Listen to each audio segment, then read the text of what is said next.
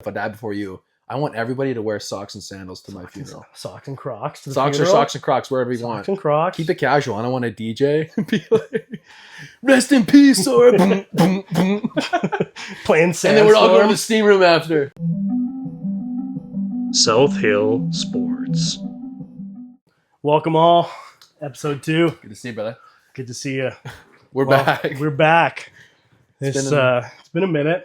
It's been a month, I think. Yeah, should we address the... I think we should. So, out of respect to our listeners. Out of respect to our listeners, Our episode 1 was supposed to come out a while ago. I mean, it was supposed to be, I think we recorded it like week 1 or 2 of the U Sports season. And then, well, first of all, we accidentally shot it in 4K, 180 frames per second. So trying to edit that down was an absolute nightmare. I think each video itself was like at least 3 gigabytes. Yeah, it was made for IMAX. Yeah, it was like we were shooting a Scorsese movie. Like it was nuts. Like dragging a file onto my computer, it took approximately 1 day for like every 20-minute segment. So we're sorry about that. We're shooting it in standard def now because we figured, why the hell did we need to shoot it in 4K to start off? But so only the best here at South Hill Sports. Only the best, but yeah, I think throughout, I don't know how you feel like, but throughout this process of like shooting it, editing it, I feel like my grandpa tried to turn on the radio. Yeah. Switch over to HDMI. There's a lot to go into. Like I just thought we were gonna sit down, shoot it, put it out there, but there's a lot of work behind the scenes.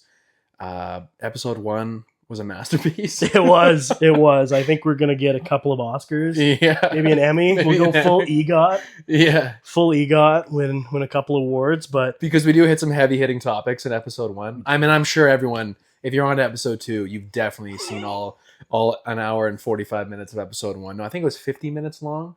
It was a little bit rough, but people are excited about it, I think, which makes me excited about it. So I hope we just keep giving the people what they want here. Just keep giving it to them. Yeah, I had a bunch of guys like stop in, ask me, shoot me a text, like, when's this thing coming out? They're excited. So shout out if you ask me. It's out now, hopefully. Yeah. Now this one will be out. And then of course life just got in the way. I was telling Sawyer right before we started recording.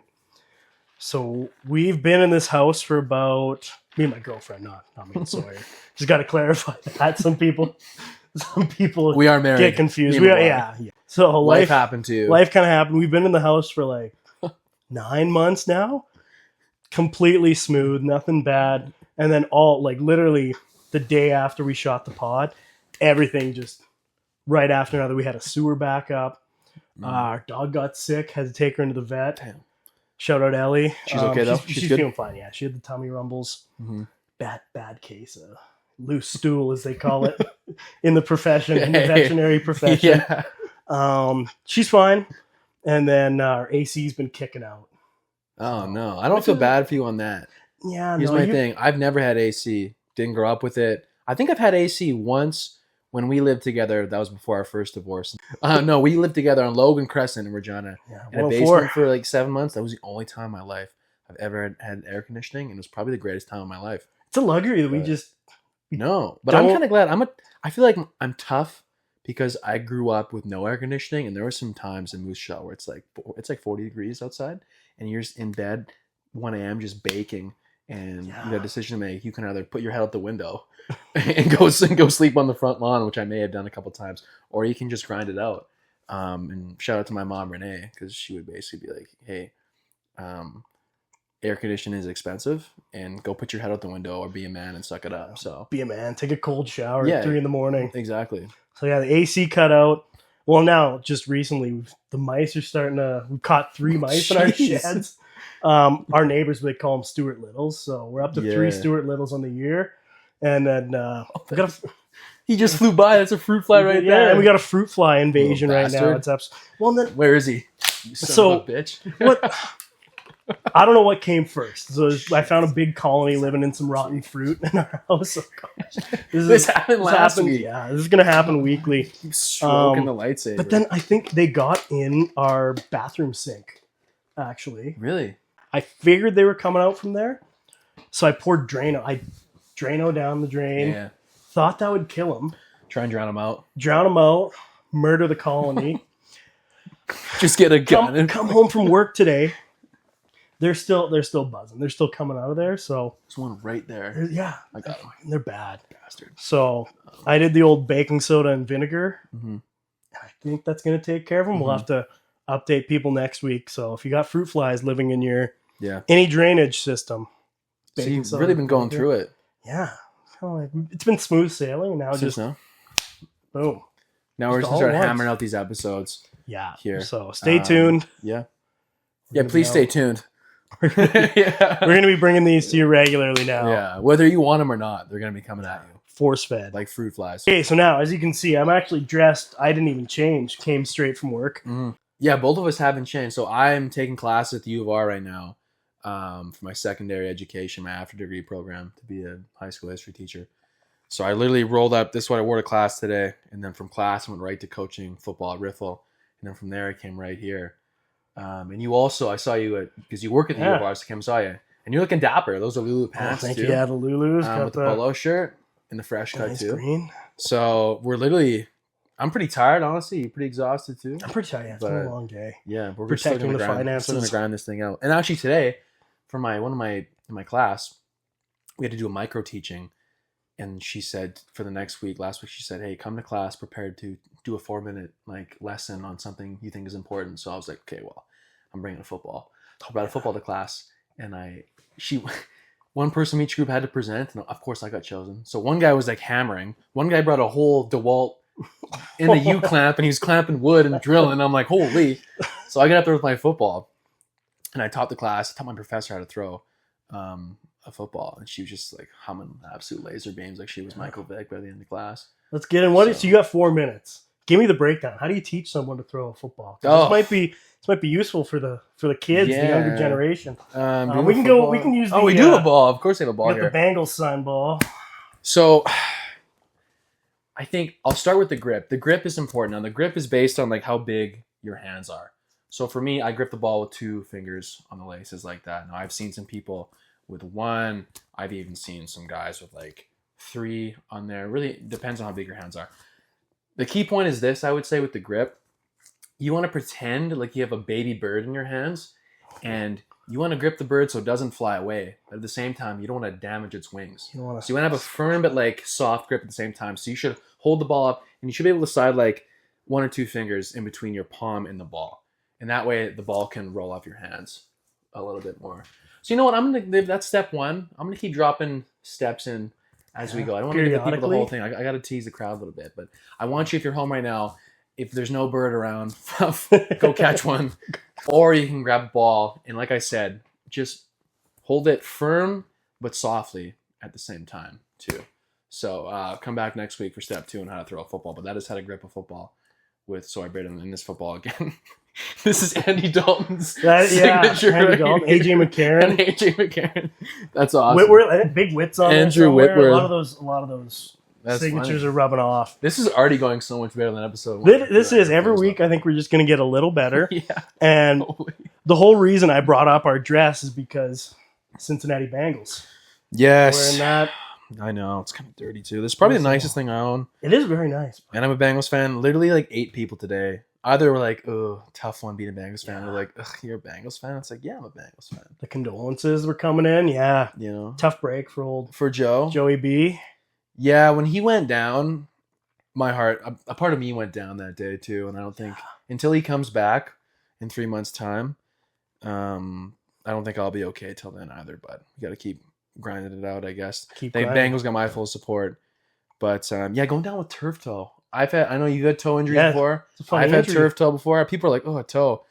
Turf toe is one of those ones, because it's a toe, people are like, you'd be back in a week, but it actually sucks, especially when it's your big toe.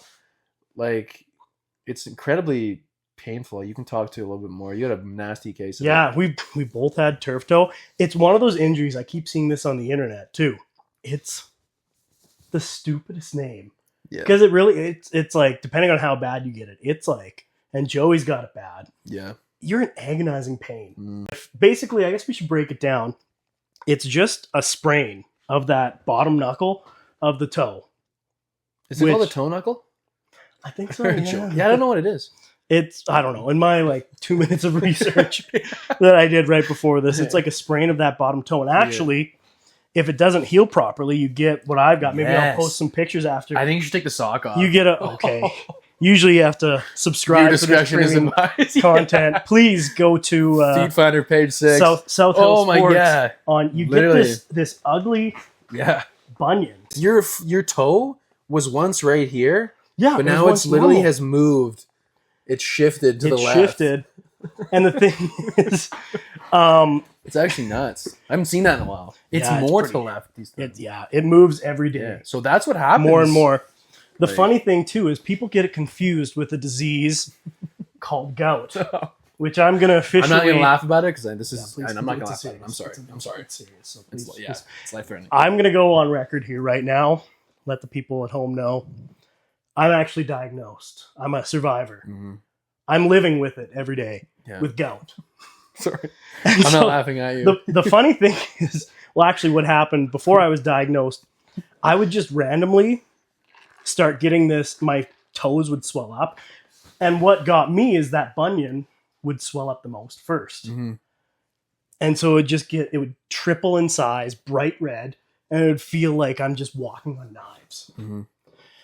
I had no idea what it was. I was just like, that's what my feet do. Well, I remember I used to walk around the house and you could barely walk. I just like you were like, it'd be like, I see sometimes when girls just put on heels and they can't really walk. You were walking with that. I'm like, you okay? You're like, man, my feet are killing me right now. But I'm like, okay, well, I was like, oh, he'll be fine, whatever. But remember you told me you had gout. I honestly didn't really know what it was, but I just thought, I know my grandpa has it. So I was like, I thought it was kind of an older person's disease. It's known as the rich man's disease, mm-hmm. which actually I had a friend who was taking a biology class years ago, and he came into the locker room so excited, like, oh my God, McGuire, you'll never guess what we're learning about right now. I'm like, what is it? Gout. So what they believed in the old days, because you get it from your body can't excrete uric acid, mm-hmm. which is what builds up urine. Uric acid is in your urine. Body can't flush it out. Usually it's because of genetics or dietary reasons. Mine was genetics, but a mix of both. Actually, the worst flare up I ever had was it was the summertime. I was so dialed in. 3 times a day I was having rice, ground beef, mm-hmm. and broccoli. And those are all things. So I just meal prepped it. Red meat is the worst thing for it. So I was 3 times a day. Yeah. And the night before I had the flare up, I had a steak sandwich, a pint of beer, and I had my ground beef for breakfast and lunch. Yeah. So that's just flare up city. Alcohol, basically anything that tastes good is filled with purines. And honestly, I didn't know anything about gout. And now I feel like I know, because you've really informed me, and a lot of our friends, your family. I think you've definitely done a great job of raising gout awareness. Which is important, because as you said, it's a disease. It is a disease. And I think you remember telling me an interesting part in medieval times. They thought it was the devil coming through your big toe.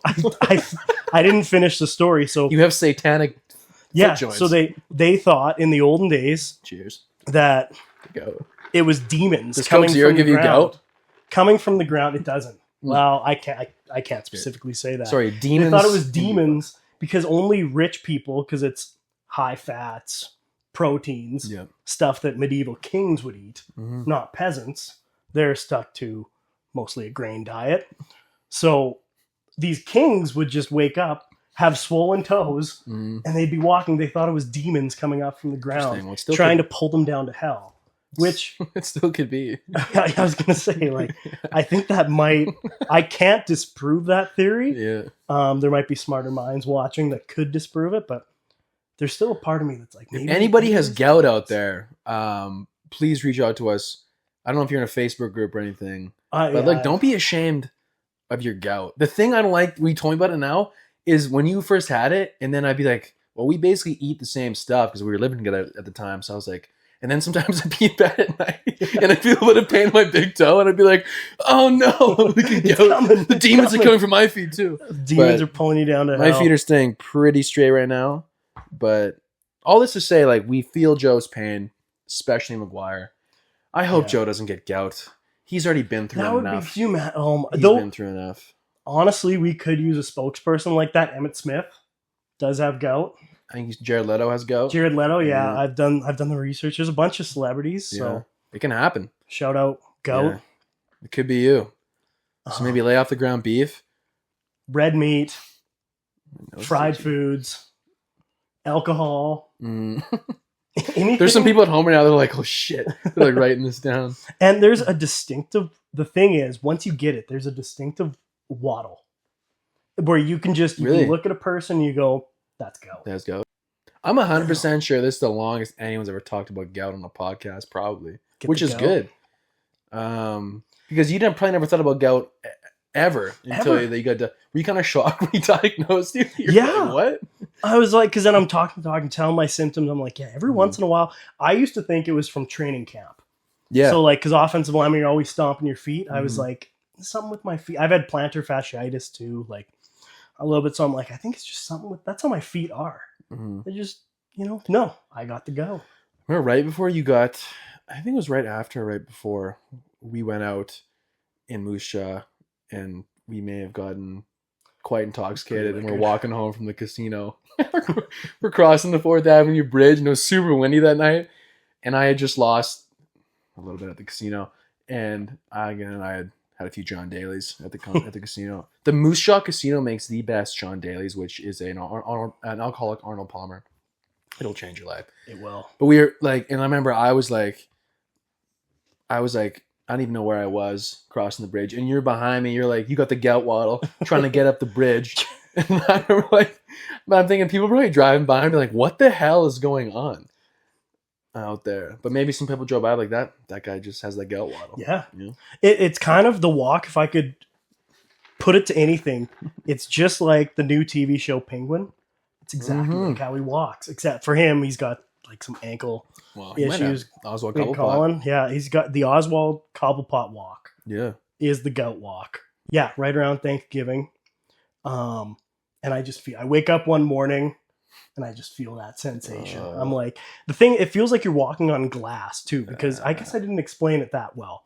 So what happens is that uric acid stays in your body and it starts to crystallize. Oh, It turns shit. into crystals, and You got church these- windows in your toes. literally, so it crystallizes, and what happens is when it's in your blood, it starts to settle and go down. So, like, I think it's like 80% of people, don't hold me to that number, when they get a gout flare up, it's because the crystals settle to the lowest point, which happens to be your feet. That's it. But you can also have these old men who get it on elbows, knees, any joint. Hands, it's pretty rare, but you can get it. I actually was in a steam room beside this random old guy, and he had the biggest lump ever, like a softball, in his knee. And yeah, I said to him, like, oh, you got the gout? Is that a goat crystal? You got the gout? Just chilling in a steam room. You guys talking about dapped it gout. up? We dapped it up. Gave him some tips, told him go on some allopurinol. I'm on 400 milligrams right now. A day? So, yeah. Wow. 200 mil pills. Wow. Take them right before bed. And you feel fine? Feel fine. Nice. Knock on wood. Knock on wood. Knock on wood. But yeah, basically got it in bye week. You can get a cortisone shot directly into your toe. Is that what you got? Yeah. Ah. And like, it's the weird, I'm fine with needles. A needle and it was in my bunion. That needle's big, isn't it? It's a big needle Yeah. straight into the bunion. Ah. And like, they load you up with a freezing agent first. And then it's so weird. So you get the injection right in your toe and you feel the crystals start to break up. Oh. And then it like flushes through your system. You need to drink a bunch of water, Yeah. get that out of your system. But it's like, yeah, get a cortisone shot. Wow. Though you're not supposed to get too many of those Yeah, I in bet. your life, especially on the toe joint. On the toe joint, yeah. But so if anyone does get a flare up, go to your doctor, tell them Maguire sent you. Or you can Cortisone come here and shot. Maguire will shoot you up I'll shoot you. with cortisone. Go get some vet strength cortisone Yeah. straight into the toe.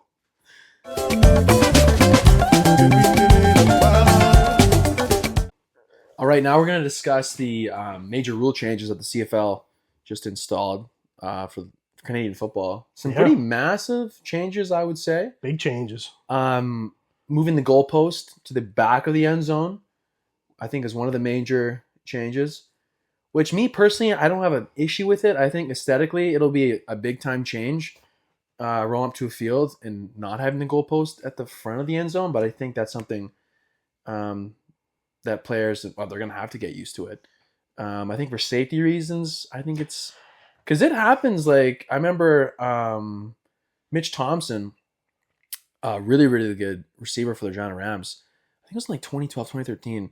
There's a video on YouTube.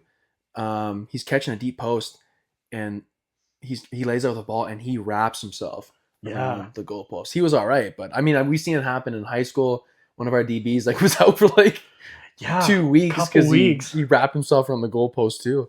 So I think for safety purposes, and I mean, how many times do you see it happen too in games? We saw it in the West final. I think it was 2019 when Cody Fajardo, 3rd and goal, bounced one off the upright. Off the uprights, yeah. That sucks. Man, as a quarterback, you always play that game. You can you always hit the upright when you don't want to hit it too. Is the thing. So I think that rule is fine with me personally. I think other people are going to have some issues with it.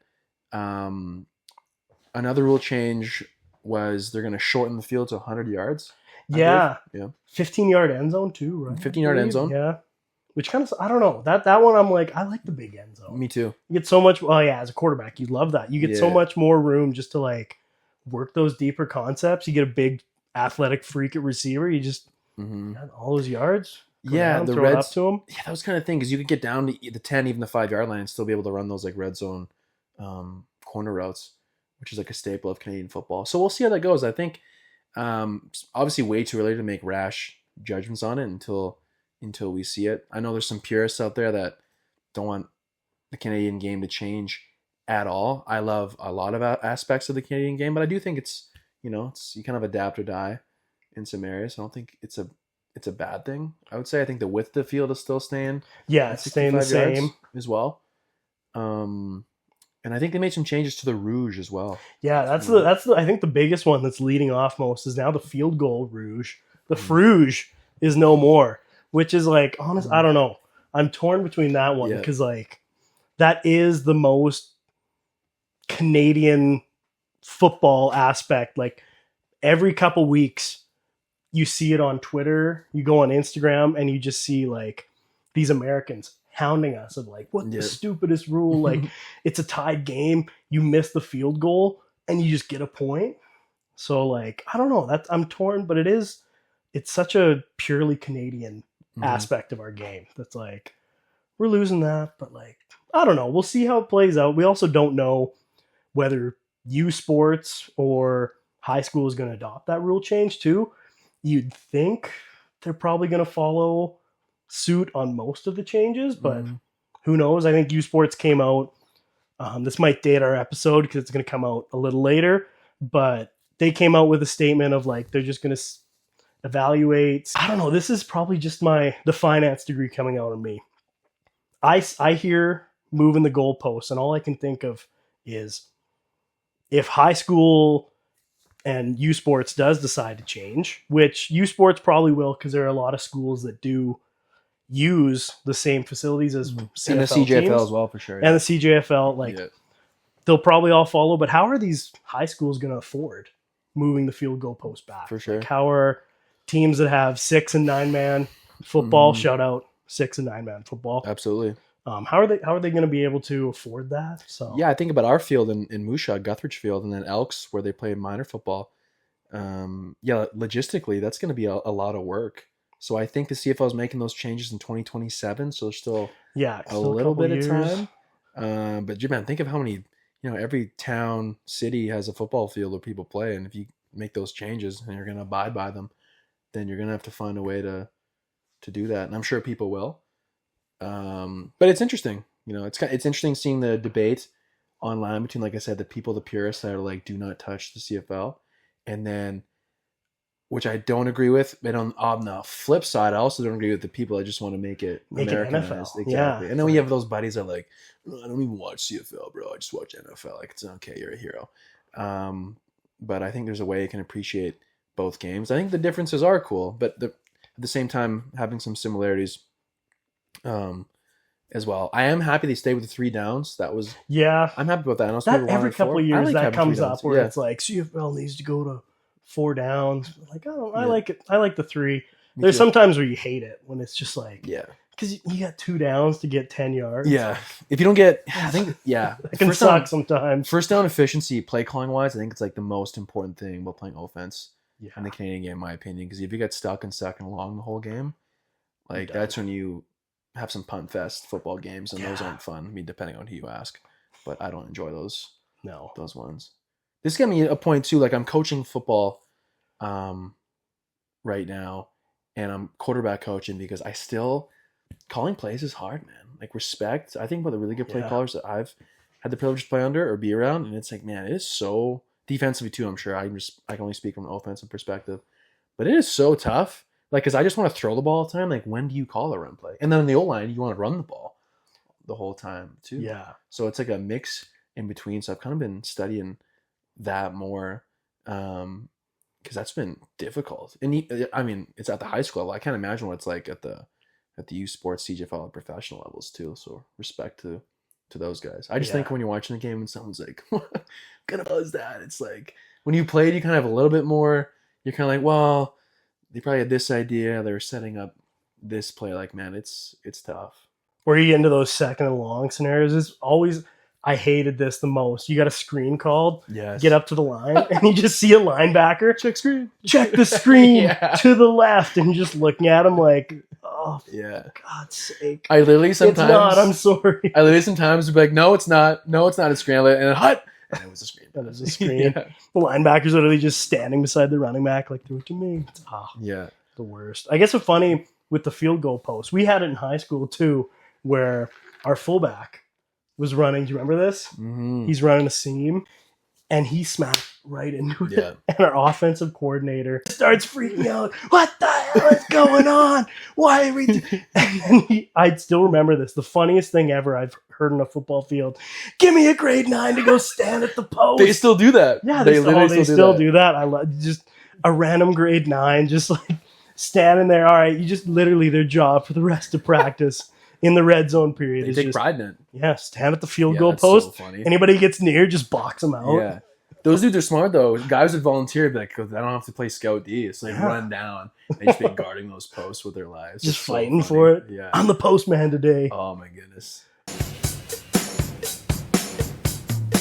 Okay, so on to our next segment. We started it last week. Let's keep it rolling this week. So it's just, what have we been obsessed with through this last week or last couple weeks? So I'm coming in hot. This is a time where we can just, something that's just been on our mind, thinking, stuck on. I mentioned it earlier. It was just a little nugget. The dynamics of a steam room at a public gym. That's, I've just been like, because I do, trying to work out after football, going to a public gym. We were lucky. The Rams are one of the teams who has a sauna in the locker room. Loved it. That's my favorite place. Off season, in season. Once it starts getting cold out, You lived in there. go in the sauna, hang with the boys. Pretty sure it's good for the gout too, because you get sweating, flush the system. So I like to finish my workouts, go in the steam room, sweat it out. But the dynamics, because it is a locker room. And so there's 2 thought processes. You can go in buck nude, or you go in your shorts. And I play both sides of the ball there. And what I like to think is I'll go in, turn it on. If someone's in there, I'll keep my shorts on, get the flip-flops, hang around. If someone's not in there, no, it's a good day. You're going nude ski? I'm going nude. I'm going nude ski, just let it out for the world. We're just dudes getting our schwitz on. Yeah. Like, it's fine. But then Let the uric crystals heat up. what happens is you run into a scenario where you get 3 people in the steam. You never want to be the odd man out or odd woman out. I know a lot of girls like to go in the steam room too. You never. It wasn't a co-ed steam room. It was no. Yeah, it was we do not a not do co-ed steam room. I think they do those in Europe. They do those. So in Europe. yeah. Yes. Yeah, but when I'm schwitzing, Yeah.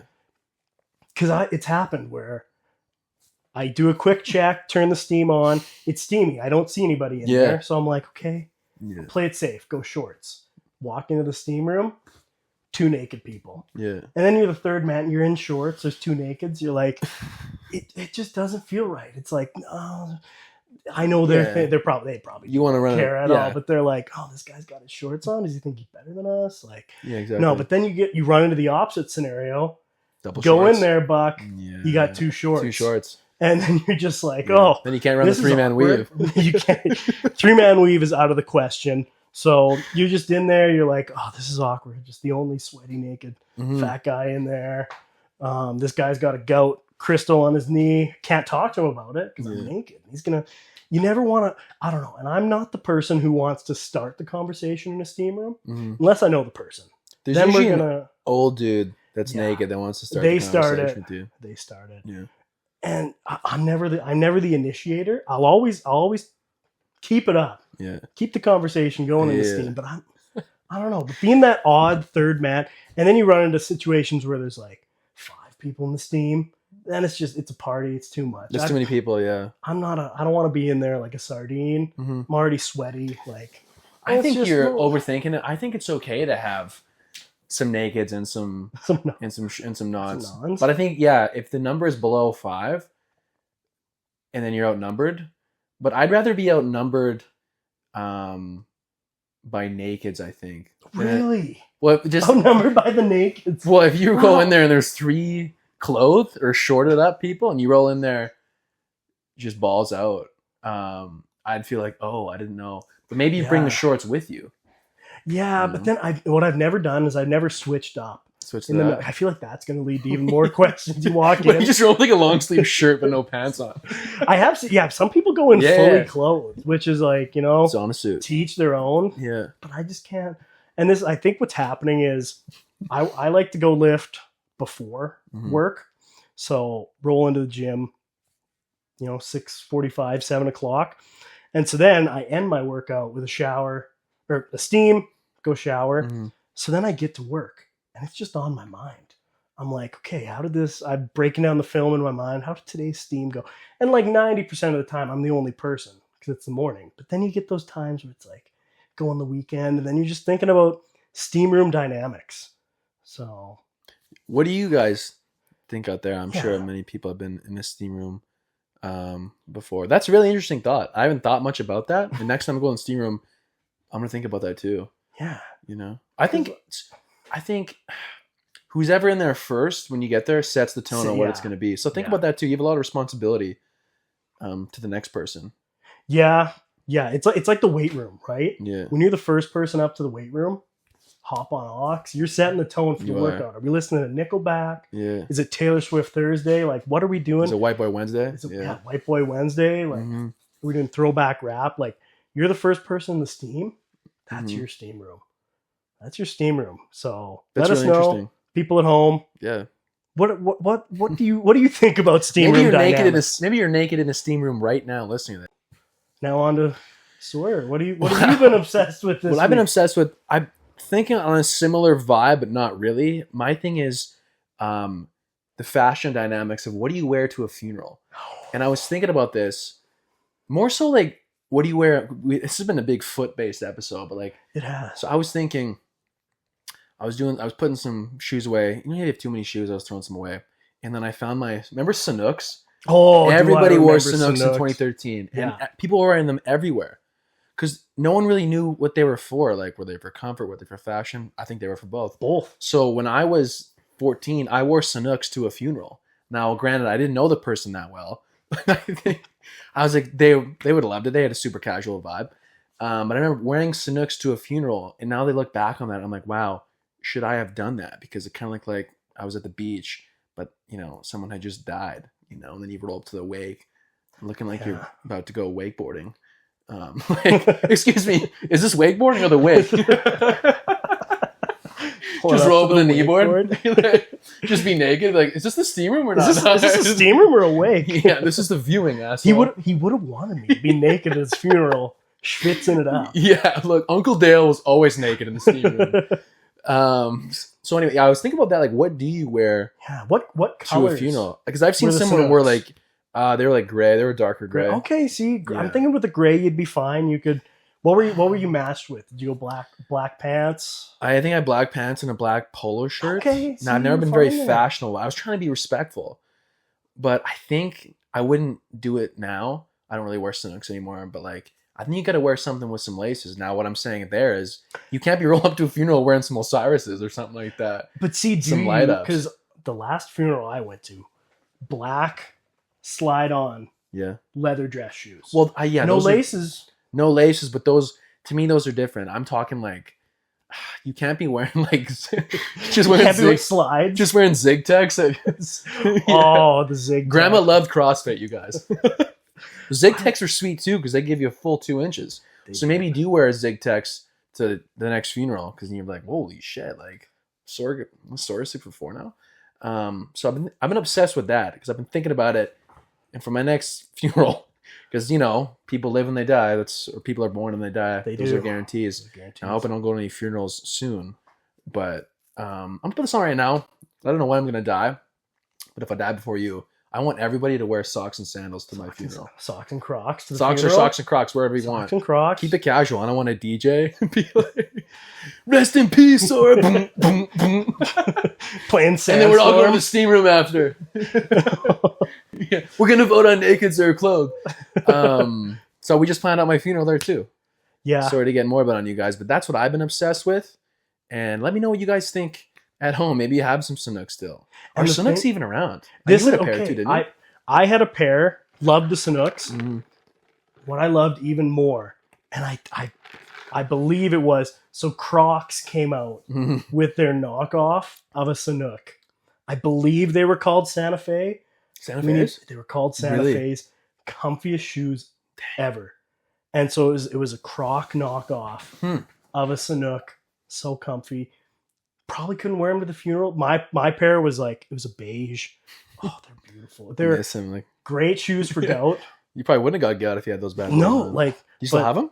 No. Awesome. What happened, actually, my brother, he borrowed them one time. Evan, you son of a Never bitch. got them back. Still to this day, I at least bring it up a couple times a year. I'm like, Evan, where are my Sanook Crocs? Where are they?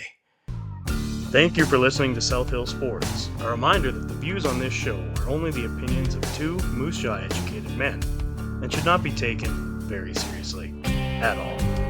Though if you watch the episode, you probably got that.